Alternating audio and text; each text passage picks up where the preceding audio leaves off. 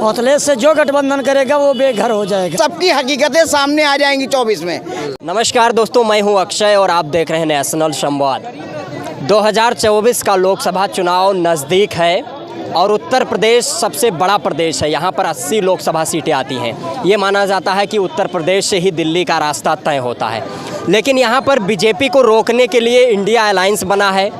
India alliance में आपसी तालमेल को लेकर लगातार ये समन्वय नहीं बैठ पा रहा है, लगातार आपसी तालमेल बनता हुआ नहीं दिख रहा है। आइए इस विषय पर लोगों का क्या राय है जानने की कोशिश करते हैं।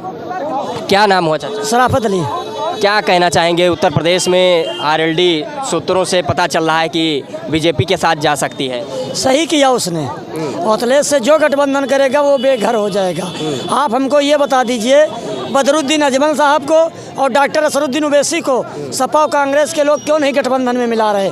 ये इसलिए नहीं मिला रहे हैं कि हमको हिस्सेदारी देना पड़ेगी, और हिस्सेदारी देने के बावजूद में ये तो कंटोम है, काम निकाल लो फिर फेंक दो। इसलिए इंडिया गठबंधन जो है अपनी नीयत से फेल हो रहा। और इस इंडिया गठबंधन में अगर पॉपुलर और सोबर चेहरा अगर कोई एक था वो केवल शरद पवार साहब थे। चलिए, क्या लगता है चाचा, 24 में जो उत्तर प्रदेश है यहाँ से बीजेपी फतेह कर पाएगी? 24 का चुनाव हिंदू मुसलमान पे लड़ना चाहती है सरकारें। हमारी आपके चैनल से माध्यम से अपील है कि अगर मुसलमान जो करोड़ों रुपया लगा के टिकट ले के चुनाव लड़ता है, करोड़ों रुपया लगाता है, खाली 24 में मुसलमान घर बैठ जाए, वोट देने का काम करे, न लड़ने का, ये सबकी हकीकतें सामने आ जाएंगी 24 में। क्योंकि हमें सिर्फ इसलिए बताया जाता है, एक मुसलमान अगर सामने खड़ा होता है तो दूसरों को बताया जाता है इसको हराने की बात करना है। मुसलमान अगर 2024 में मेरी आपकी चैनल के माध्यम से अपील है, मेरी अपनी अपील है कि वो खाली चुनाव न लड़े तो आपको हकीकत पता चल जाएगी, सब बैकफुट पे आ जाएंगे। ये सारे लोग लड़ जाएंगे, समाजवादी भी, बहुजन समाज पार्टी भी, कांग्रेस भी, भारतीय जनता पार्टी भी। ये मुसलमानों के दम पे जो सियासत करते हैं, मुसलमान इनके लिए बहुत बड़ी सौगात है, खासतौर से भारतीय जनता पार्टी के लिए, कि कोई बात होती है अपनी कमियां छुपा। मुसलमानों की राजनीति कहाँ करते हैं? समाजवादी पार्टी के राष्ट्रीय अध्यक्ष अखिलेश यादव ने पीडीए का नारा दिया है, पिछड़ा, दलित, अल्पसंख्यक, ये फॉर आदि आबादी, आदिवासी उन्होंने कहा है। 90% लोगों की वो बात कर रहे हैं। उन्होंने डिफाइन किया है कि हम 90% को लेकर साथ चल रहे हैं। समाजवादी की अब की विदाई होनी है 24 में, समाजवादी की, बहुजन समाज पार्टी की विदाई होनी है। नहीं तो बीजेपी किन मुद्दों को लेकर चुनाव लड़ेगी? हिंदू मुसलमान, मंदिर, मथुरा, काशी, हिंदू मुसलमान।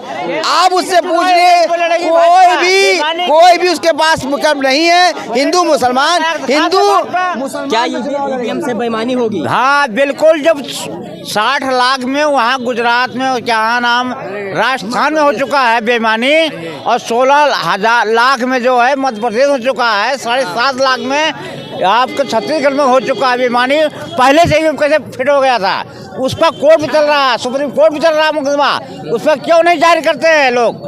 ये आर्यन भाई, क्या लगता है 24 में परिवर्तन होगा?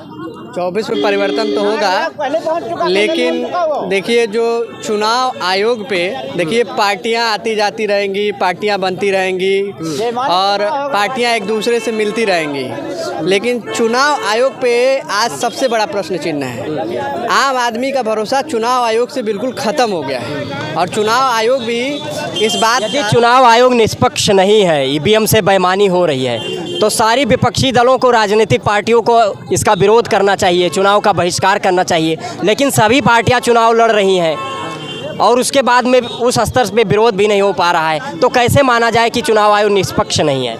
देखिए विरोध, देखिए चुनाव आयोग जो है, पहली बात तो इसलिए निष्पक्ष नहीं है क्योंकि चुनाव आयोग ईवीएम से पहली बार चुनाव करा रही है, और सारे जो विपक्षी की पार्टियां हैं तो देखिए ना, सारे लोग एक मतलब बस बाहर दिखाते हैं कि हम एक नहीं हैं, लेकिन अंदर देखिए अभी आरएलडी बीजेपी से मिल गई। तो ये अभी ऐसी कोई आधिकारिक तौर पे घोषणा नहीं हुई है। अच्छा, लोगों में ऐसा सुना जा रहा है। तो ये है ना कि जो चुनाव है निष्पक्ष तरीके से नहीं हो रहा है। निष्पक्ष तरीके से हो चुनाव, ऐसे एक अगर डिजिटली कराना चाहती है भारत सरकार, चुनाव आयोग से मेरी मतलब आपके चैनल के माध्यम से यही है कि आप पे आम जनता भरोसा कैसे करे।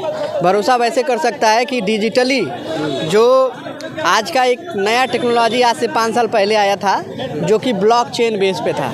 जो ब्लॉकचेन जैसे कि जिस बेस पे बिटकॉइन जो है, जिस बेस पे बिटकॉइन को दुनिया भर के लोग रखते हैं, डिसेंट्रलाइज्ड ऐप होता है। तो ब्लॉकचेन के माध्यम से एक साउथ देश में जो उधर कोई देश था वहाँ पे भी चुनाव हो चुका है ब्लॉकचेन बेस पे, लेकिन ब्लॉकचेन को जो है हैक करना बड़ा कठिन काम है। चलिए, क्या लगता है 24 में परिवर्तन हो पाएगा? परिवर्तन हो या ना हो, नेताएं चेंज होते हैं, पार्टियां चेंज होती हैं, सरकारें चेंज होती हैं, लेकिन भ्रष्टाचार कंट्रोल नहीं होता। जो भी सरकार आ रही है, अधिकारी कर्मचारी भ्रष्टाचार को बढ़ाते। मोदी जी कहते हैं हमने भ्रष्टाचार समाप्त कर दिया। उत्तर प्रदेश के मुख्यमंत्री योगी आदित्यनाथ कहते हैं कानून का राज है। नहीं, कानून का राज है, इसमें कोई दो राय नहीं है, लेकिन कर्मचारी कंट्रोल नहीं है। एक 4th क्लास से लेकर के जेई से लेकर एई से लेकर के टॉप क्लास तक भ्रष्टाचार मचा हुआ है। जब वो 4th क्लास वाले से रिश्वत कमीशन लेंगे तो 4th क्लास वाला क्यों दबेगा? बात है करप्शन कंट्रोल करने वाली, ये इसमें कोई दो राय नहीं है। योगी जी का तो कोई दूसरा अकाउंट भी नहीं है, सिर्फ एक अपना अकाउंट है उनके पीठ का। लेकिन भ्रष्टाचारी बहुत ज़्यादा हो गए, कर्मचारी भ्रष्ट बहुत ज़्यादा हो गए, अधिकारी भ्रष्ट बहुत ज़्यादा हो गए। इसलिए भ्रष्टाचार ने लोगों को बदनाम कर दिया, सरकारों को बदनाम कर दिया है, और लोग पॉलिटिकल नाम से लोग नफरत करने लगे कि वो सोचते हैं कि भ्रष्टाचार होता है कर्मचारी से, अधिकारी से, और लोग नफरत करते हैं पॉलिटिकल से, क्योंकि पॉलिटिकल आदमी को भी उसी में इन्वॉल्व कर देती है जनता। समझती है कि ये कर्मचारी भ्रष्ट हैं तो पॉलिटिकल लोगों की वजह से परेशान है, पॉलिटिकल लोग भी भ्रष्ट होंगे, जबकि पॉलिटिकल लोग भ्रष्ट नहीं है। पॉलिटिकल लोग तो इस भ्रष्टाचार को कंट्रोल करने की कोशिश कर रहे हैं। जब भ्रष्टाचारी ज़्यादा हो गए, क्या लगता है 24 में परिवर्तन हो पाएगा या नहीं? परिवर्तन होगा नहीं होगा, लेकिन पश्चिमी उत्तर प्रदेश में लोकदल के बीजेपी में सम्मिलित होने से किसानों का कुछ भला होने की उम्मीद है। लोग अपने लोगों का कुछ भला कर लेंगे, किसानों का कुछ भला हो जाएगा, जिससे हर आदमी चाहता है कुछ हमारा भी सत्ता का कुछ फ़ायदा हो, किसानों का भी भला हो सकता है लोकदल को बीजेपी में जाने से। इसका ये बेनिफिट हो सकता है, पार्टी को, बीजेपी को भी फ़ायदा होगा, उसको लोकदल को भी इसका बेनिफिट मिलेगा सत्ता में जाने से। और ये कोई गारंटी नहीं है चेंज होगा नहीं होगा, इस चीज़ की कोई गारंटी होती नहीं है।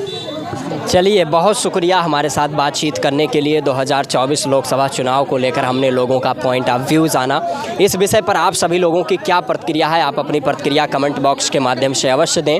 यदि वीडियो को यूट्यूब चैनल पर देख रहे हैं, चैनल को सब्सक्राइब करें। वीडियो को फेसबुक पेज पर देख रहे हैं तो पेज को फॉलो करें। अक्षय की रिपोर्ट, कैमरे के पीछे शैलेंद्र है।